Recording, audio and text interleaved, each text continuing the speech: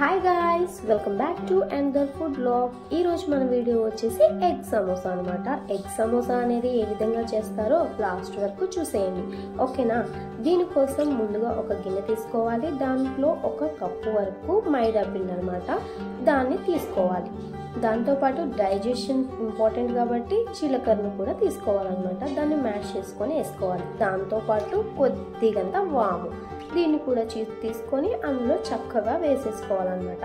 దాంతోపాటు మన రుచికి సరిపడినంత సాల్ట్, మనకి కొద్దిగంత వంటల్లో వాడుకుంటాం కదా, ఆ నూనె వేసుకోవాలన్నమాట. వేసుకొని చక్కగా ఉండలు లేకుండా మంచిగా పిండినైతే వాటర్ పోసుకొని ముద్దలా చేసేసుకోవాలి. బాగా లూజ్గా అయితే చేసుకోవద్దు. చూసారా, ఈ విధంగా అయితే పిండిని మనం చేసుకొని 1 గంట వరకు పక్కన పెట్టుకోవాలన్నమాట. మైదా పిండితో చేస్తున్నాం కాబట్టి అలా గంట వరకు పక్కన పెట్టుకోవడం మనకే మంచిది. పిండి అనేది మంచి సాఫ్ట్గా అయితే అవుతుంది. దాన్ని తీసుకొని చపాతీ కర్ర ఉంటుంది కదా, దాంతో చక్కగా ఈ విధంగా చపాతీని ఏ విధంగా అయితే చేస్తామో అలాగా పలచగా అయితే చేసేసుకోండి. ఇలాంటి ఆయుధాలు మీ ఇంట్లో కూడా ఉన్నాయా? సో ఉంటే వాటిని యూజ్ చేయండి. మాకైతే ఇది దొరికింది కాబట్టి చూసారా, ఈ షేప్ వచ్చే విధంగా అయితే మేము వాటిని కట్ చేసుకున్నాం అనమాట. మీరు కూడా ఇదే విధంగా కట్ చేసుకొని వీటన్నిటిని ముద్దలుగా చేసుకొని అలా పక్కన పెట్టేసుకోవాలి. ఈ షేప్ వచ్చే విధంగా చేసుకోండి, ఓకేనా? ఇది అయిపోయిన తర్వాత ఒక బండిని అయితే పెట్టేసుకోండి. దాంట్లోకి కొద్దిగా ఆయిల్ పోసుకోండి. ఇది ఎందుకని చూస్తున్నారా? అదే అండి, ఎగ్స్ ఫ్రై చేసుకోవాలి కదా. ఎందుకంటున్నారా? అదే అండి, సమోసాలో పెట్టడానికి. సో దాంట్లో కొద్దిగా జీలకర్ర, అలాగే కారం, పసుపు అండ్ కొద్దిగా గరం మసాలా ఇవి వేసుకోవడం వల్ల చాలా టేస్ట్ అనేది వస్తుంది. ఎగ్ని చక్కగా అలా ఫ్రై చేసేసుకోండి. ఎగ్ అలా ఫ్రై చేయడం వల్ల సమోసా కూడా చాలా క్రిస్పీగా చాలా బాగుంటుంది అనమాట.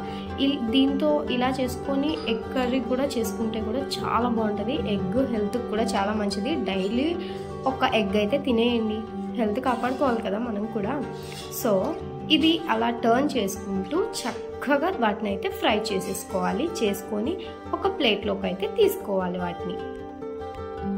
చూసారా ఎంత చక్కగా ఫ్రై అయ్యాయో, చూస్తుంటే తినేయాలనిపిస్తుంది. వద్దులేండి, సమోసాలో కావాలి కదా. ఇవైతే బయట ఒక్క ఎగ్ పఫ్ కానీ ఎగ్ సమోసా కానీ 30 రూపీస్కి అలా వస్తుంది. మనం చక్కగా ఇంట్లోనే హైజీనిక్గా అయితే తొందరగా మనీ సేవ్ అయ్యే విధంగా అయితే చేసేసుకోవచ్చు. ఇప్పుడు సన్నగా తరుక్కున్న పచ్చిమిర్చి అలాగే ఉల్లిపాయ అన్నమాట చక్కగా అదే ఆయిల్లో వేసుకొని ఫ్రై చేసుకోవాలి. ఎక్కువ ఫ్రై అవ్వాల్సిన పని లేదండి, ఎందుకంటే సమోసా కాబట్టి జస్ట్ లైట్గా అలా ఫ్రై చేసుకుంటే చాలు. దాంట్లో కొద్దిగా గరం మసాలా అలాగే కొద్దిగంత కారం వేసుకొని చక్కగా సిమ్లో ఉంచేసి అలా ఫ్రై చేసుకొని చూసారా, ఆ విధంగా అయితే సరిపోతుంది. మనం ముందుగా చేసి పెట్టుకున్నాం కదా రౌండ్గా, దాంట్లోకి ఈ స్టఫింగ్ అనేది పెట్టుకోవాలన్నమాట. పెట్టుకొని దానిపైన మనం ఫ్రై చేసిన ఎగ్ని కూడా చక్కగా పెట్టేసుకోవాలి. పెట్టుకొని చివర అంచులు ఉంటాయి కదండి, ఆ అంచులకి కొద్దిగంత వాటర్ అలా అలా స్ప్రెడ్ చేసుకోండి. ఎందుకంటే ఈజీగా ఫోల్డ్ అవుతుంది, ప్లస్ ఆ లోపల ఉన్న స్టఫింగ్ అనేది బయటికి రాకుండా ఉంటుంది.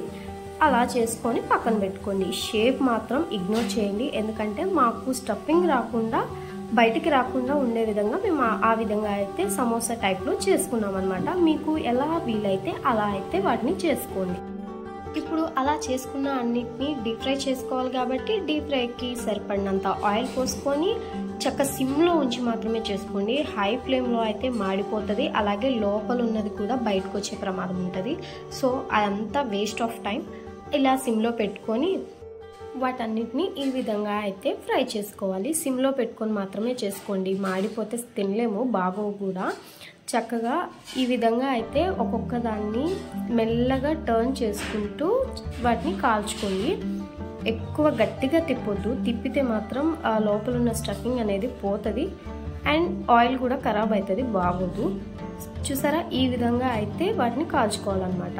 చక్కగా గోల్డెన్ కలర్లోకి వచ్చిన తర్వాత మాత్రమే వాటిని తీయాలన్నమాట. అంతే అండి, ఎంతో సింప్లీగా అయితే ఇంట్లోనే హైజీనిక్గా అయితే మనం ప్రిపేర్ చేసుకోవచ్చు.